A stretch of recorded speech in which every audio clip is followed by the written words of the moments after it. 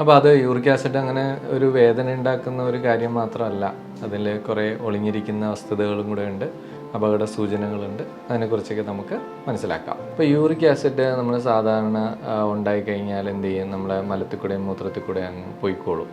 പക്ഷേ ഇത് അടിഞ്ഞുകൂടുന്ന ഒരവസ്ഥ വരുമ്പോഴാണ് ശരിക്കും പറഞ്ഞാൽ യൂറിക് ആസിഡിൻ്റെ ഒരു അപകടം ഉണ്ടാവുന്നത്.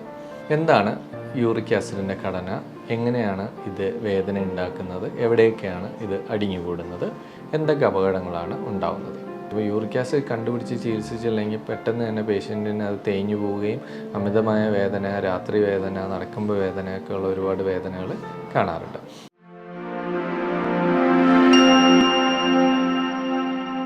നമസ്കാരം, എൻ്റെ പേര് ഡോക്ടർ പ്രശാന്ത് ജയസ്. ഞാൻ ഫാത്തിമ ഹോസ്പിറ്റലിലെ ട്രോമ റീപ്ലേസ്മെൻറ്റ് ആൻഡ് ആർത്രോസ്കോപ്പി വിഭാഗം മേധാവിയാണ്. ഇന്ന് നമ്മളിവിടെ സംസാരിക്കാൻ പോകുന്ന വിഷയം യൂറിക് ആസിഡ്. യൂറിക് ആസിഡ് നിങ്ങൾക്കെല്ലാം അറിയാം. ഇപ്പോൾ യൂറിക് ആസിഡ് വളരെയധികം എല്ലാവർക്കും അറിയാവുന്ന ഒരു കാര്യമാണ്. യൂറിക് ആസിഡ് എന്താണ്, വേദന, എല്ലാവരും കാലുവേദന അല്ല അവിടെ ഇവിടെയൊക്കെ വേദന വരുമ്പോൾ പേഷ്യൻസ് തന്നെ യൂറിക് ആസിഡ് നോക്കിയിട്ട് നമ്മുടെ അടുത്ത് കൊണ്ട് വരാറുണ്ട്. അപ്പോൾ അത് യൂറിക് ആസിഡ് അങ്ങനെ ഒരു വേദന ഉണ്ടാക്കുന്ന ഒരു കാര്യം മാത്രമല്ല, അതിൽ കുറേ ഒളിഞ്ഞിരിക്കുന്ന വസ്തുതകളും കൂടെ ഉണ്ട്, അപകട സൂചനകളുണ്ട്. അതിനെക്കുറിച്ചൊക്കെ നമുക്ക് മനസ്സിലാക്കാം. അപ്പോൾ എന്താണ് യൂറിക് ആസിഡ്? നമ്മൾ മത്സ്യം, മാംസം, പരിപ്പ് വർഗ്ഗങ്ങളൊക്കെ കഴിക്കുമ്പോൾ നമ്മുടെ ശരീരത്തിൽ, രക്തത്തിൽ ഉണ്ടാകുന്ന ഒരു വസ്തുവാണ് യൂറിക് ആസിഡ്. അപ്പോൾ യൂറിക് ആസിഡ് നമ്മൾ സാധാരണ ഉണ്ടായിക്കഴിഞ്ഞാൽ എന്ത് ചെയ്യും, നമ്മളെ മലത്തിൽ കൂടെയും മൂത്രത്തിൽ കൂടെ അങ്ങ് പോയിക്കോളും. പക്ഷേ ഇത് അടിഞ്ഞുകൂടുന്ന ഒരവസ്ഥ വരുമ്പോഴാണ് ശരിക്കും പറഞ്ഞാൽ യൂറിക് ആസിഡിൻ്റെ ഒരു അപകടം ഉണ്ടാവുന്നത്. അപ്പോൾ പ്യൂരിൻസ് എന്ന് പറയുന്ന ഒരു രക്തത്തിലെ വസ്തു വിഘടിച്ച് മെറ്റബോളൈസ് ചെയ്തുണ്ടാവുന്ന ഒരു വസ്തുവാണ് യൂറിക് ആസിഡ്. ഇതൊരു ഉപ്പിനെ പോലെ ഇരിക്കും, നമ്മൾ ഒരു ക്രിസ്റ്റൽ ആണ് ഇത്. നമ്മുടെ കൂടുതലായിട്ട് നമ്മുടെ ജോയിൻറ്റുകൾക്ക് ചുറ്റും അല്ലെങ്കിൽ ജോയിൻറ്റുകൾക്ക് അകത്തൊക്കെ അടിഞ്ഞു കൂടിയിട്ടാണ് വേദനയും നീരുമൊക്കെ ഉണ്ടാക്കുന്നത്. അപ്പോൾ എന്താണ് യൂറിക് ആസിഡിൻ്റെ ഘടന, എങ്ങനെയാണ് ഇത് വേദന ഉണ്ടാക്കുന്നത്, എവിടെയൊക്കെയാണ് ഇത് അടിഞ്ഞുകൂടുന്നത്, എന്തൊക്കെ അപകടങ്ങളാണ് ഉണ്ടാവുന്നത്, അതിനെക്കുറിച്ച് നമുക്ക് സംസാരിക്കാം. ഒന്ന്, യൂറിക് ആസിഡ് ഞാൻ പറഞ്ഞില്ലേ, നമ്മളിപ്പോൾ ഇന്നത്തെ അമിതഭാരം, നമ്മുടെ ഫാസ്റ്റ് ഫുഡ്, വെള്ളം കുടി കുറവ്, എക്സസൈസ് ഇല്ലായ്മ എന്നിവയൊക്കെ കൊണ്ട് നമ്മുടെ ശരീരത്തിൽ യൂറിക് ആസിഡ് അമിതമായിട്ട് അടിഞ്ഞുകൂടാറുണ്ട്. അപ്പോൾ ഈ സീ ഫുഡ് ഒരുപാട് കഴിക്കുന്നവർ, അതേപോലെ തന്നെ റെഡ് മീറ്റ് കഴിക്കുന്നവർ, ചിലതരം പരിപ്പ് വർഗ്ഗങ്ങൾ ഒക്കെ കഴിക്കുമ്പോൾ നമുക്ക് എന്ത് പറ്റും, ഈ യൂറിക് ആസിഡ് അടിഞ്ഞുകൂടും. ഇത് നമ്മുടെ ജോയിൻറ്റുകളിൽ ചുറ്റുമോ, നമുക്ക് ഏത് ടിഷ്യൂ, നമ്മുടെ ബോഡിയിലുള്ള ഏത് ടിഷ്യൂവിൽ വേണമെങ്കിലും യൂറിക് ആസിഡ് അടിഞ്ഞുകൂടാം. ജോയിൻറ്റിലെ ടിഷ്യൂ, അതിന് ചുറ്റും ഒരു മോണോ യൂറേറ്റിക് ക്രിസ്റ്റൽസ് ഉണ്ടാക്കിയിട്ട് ചെറിയ ഉപ്പ് പോലെ അല്ലെങ്കിൽ കാൽഷ്യം പോലുള്ളൊരു ഇതുണ്ടാക്കി അതിങ്ങനെ കുത്തി വേദന ഉണ്ടാക്കും.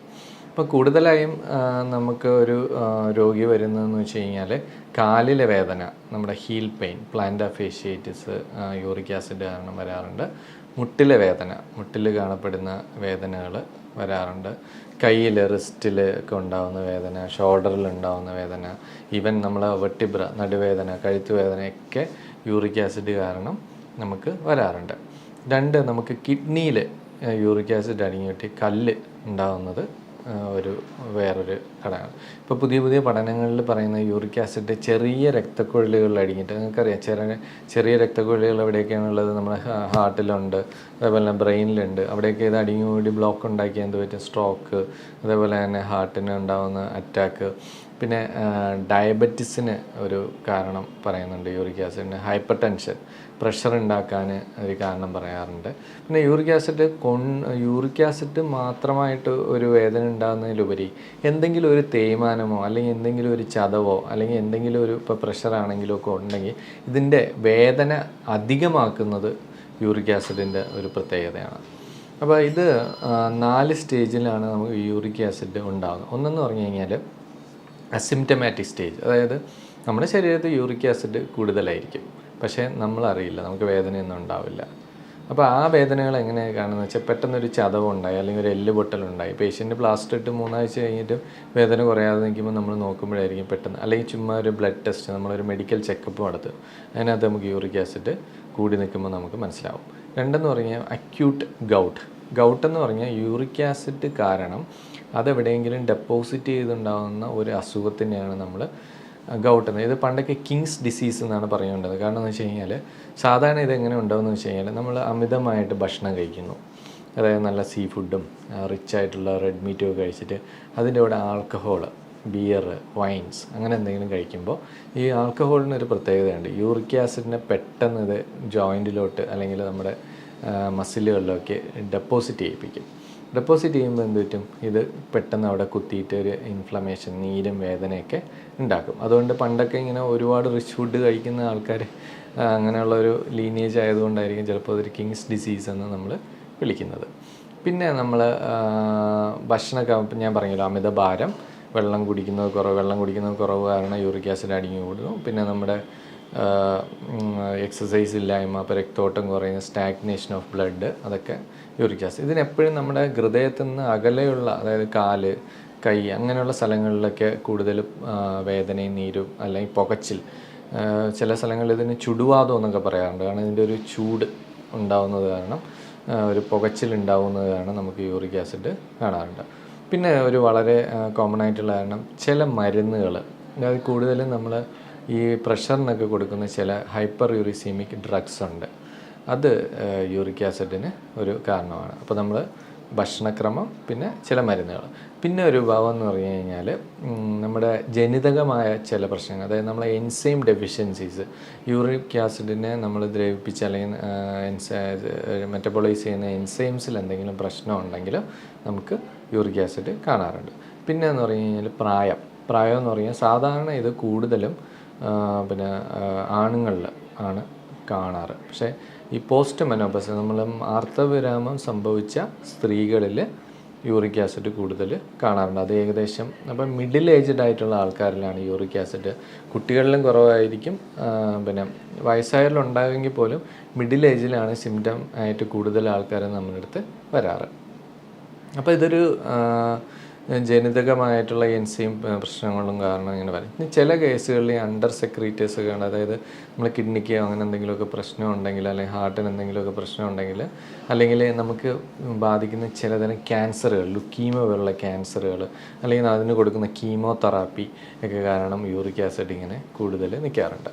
അപ്പോൾ യൂറിക് ആസിഡ് കൂടുതലായി കഴിഞ്ഞാൽ അതിന് നമുക്ക് മൂന്ന് ഫേസ് ഉണ്ട്. ഒന്ന് അക്യൂട്ട് അറ്റാക്ക്, പെട്ടെന്ന് പേഷ്യൻ്റ് ഭയങ്കര സിവിയർ ആയിട്ടുള്ള പെയിൻ ആയിരിക്കും, പിന്നെ ഭയങ്കര വേദനയായിട്ട് നിലവിളിച്ച പേഷ്യൻ്റ് വരും. അതിനാണ് അക്യൂട്ട് ഗൗട്ടി അറ്റാക്ക് എന്ന് പറയുന്നത്. അത് ഫസ്റ്റ്. അപ്പോൾ അത് നമ്മൾ അതൊരു സ്റ്റേജ്. സെക്കൻഡ് സ്റ്റേജ് എന്ന് പറയാൻ ഇൻ്റർറിക്ടൽ പീരീഡ്, അതായത് നമ്മളൊരു അക്യൂട്ട് സ്റ്റേജ് കഴിഞ്ഞാൽ പിന്നെ പേഷ്യൻറ്റിന് അവിടെ എവിടെയൊക്കെ ചെറുതായിട്ട് ഇങ്ങനെ പെയിന്, അല്ലെങ്കിൽ ചിലപ്പോൾ ഇതേപോലെ തന്നെ അറ്റാക്കുകൾ ഒക്കെ വരും. അപ്പോൾ ഇതിൻ്റെ രണ്ടിനെ കാരണം, ഒന്ന് യൂറിക് ആസിഡ് ഡെപ്പോസിറ്റ് ചെയ്യുമ്പോൾ പെട്ടെന്നൊരു വേദനയും നീരും ഒക്കെ വരും.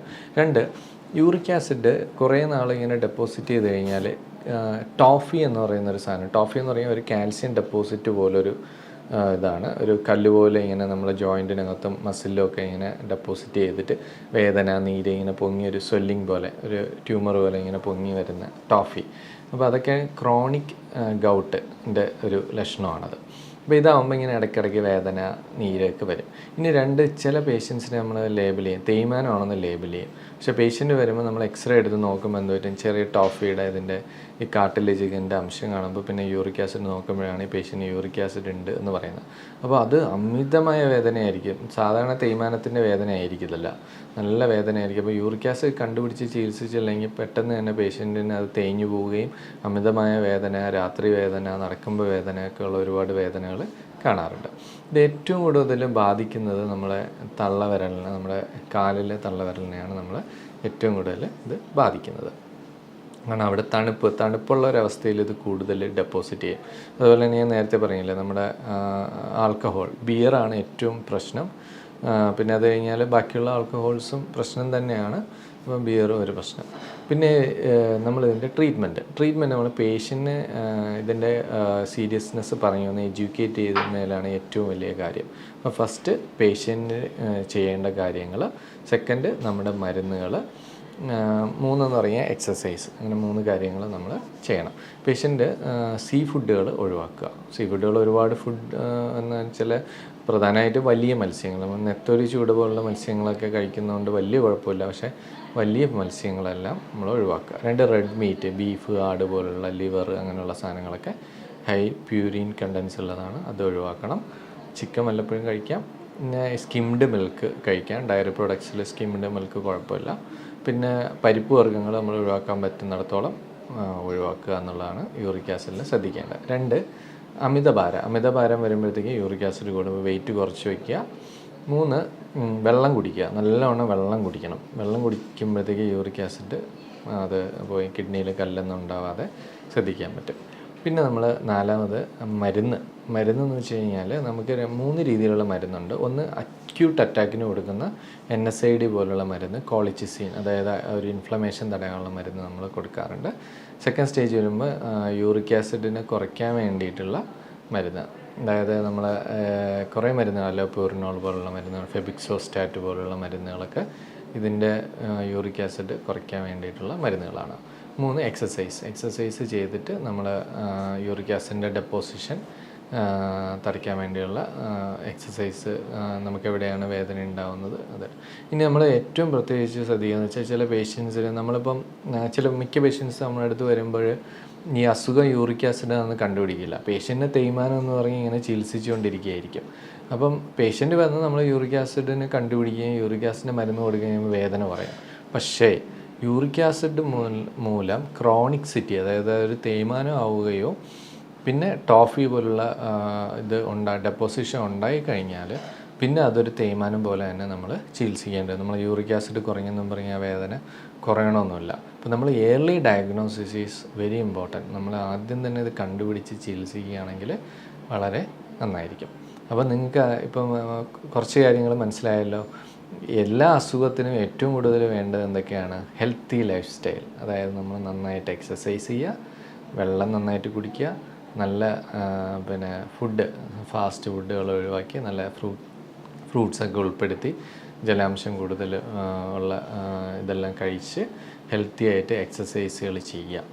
അപ്പം എക്സസൈസ് ആൾക്കാർ എൻ്റെ അടുത്ത് പറയാറുണ്ട്, ഞാൻ വീട്ടിൽ രാവിലെ തൊട്ട് വൈകിട്ട് വരെ ജോലി ചെയ്യുന്നതാണ്. പക്ഷേ നമ്മൾ ഇന്ന് കഴിക്കുന്ന ഫുഡും ലൈഫ് സ്റ്റൈലും ഒക്കെ നോക്കുമ്പോൾ നമ്മൾ ആ എക്സസൈസിൽ നമ്മളെന്തെങ്കിലും ഫാസ്റ്റായിട്ടുള്ള 45 മിനിറ്റ്സ് നടക്കുകയോ അല്ലെങ്കിൽ ജോഗ് ചെയ്യുകയോ അല്ലെങ്കിൽ ചെറുതായി എന്തെങ്കിലും എക്സസൈസോ ഒക്കെ ചെയ്യാം. അപ്പോൾ പറയും കാലുവേദന കാരണം എനിക്ക് എക്സസൈസ് ചെയ്യാൻ പറ്റുന്നില്ല.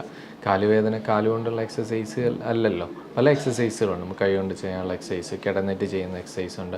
പിന്നെ ഇപ്പോൾ സ്വിമ്മിങ് ഇപ്പോൾ ഒരു നല്ല എക്സസൈസാണ്. അപ്പോൾ നമ്മൾ ഇപ്പോൾ സൈക്ലിങ് ഇപ്പോൾ പുതുതായിട്ട് വരുന്നുണ്ട് എക്സസൈസുകൾ. അപ്പോൾ അങ്ങനെയുള്ള നമുക്ക് കാല് നിലത്തൂന്നി ചെയ്യാൻ പറ്റാത്ത കുറേ എക്സസൈസ് വെറൈറ്റീസ് ഇപ്പോൾ വരുന്നുണ്ട്. അതൊക്കെ നമ്മൾ ഒരു ഫിസിയോ ട്രെയിനറും അതായത് ഡോക്ടറുടെ നിർദ്ദേശപ്രകാരം നമുക്ക് ചെയ്യാൻ പറ്റും. അപ്പോൾ ഇത്രയൊക്കെയാണ് എനിക്ക് യൂറിക് ആസിഡിനെ കുറിച്ച് പറയാനുള്ളത്. അടുത്ത പ്രാവശ്യം വീണ്ടും ഒരു ടോപ്പിക്കുമായിട്ട് വരാം. നമസ്കാരം.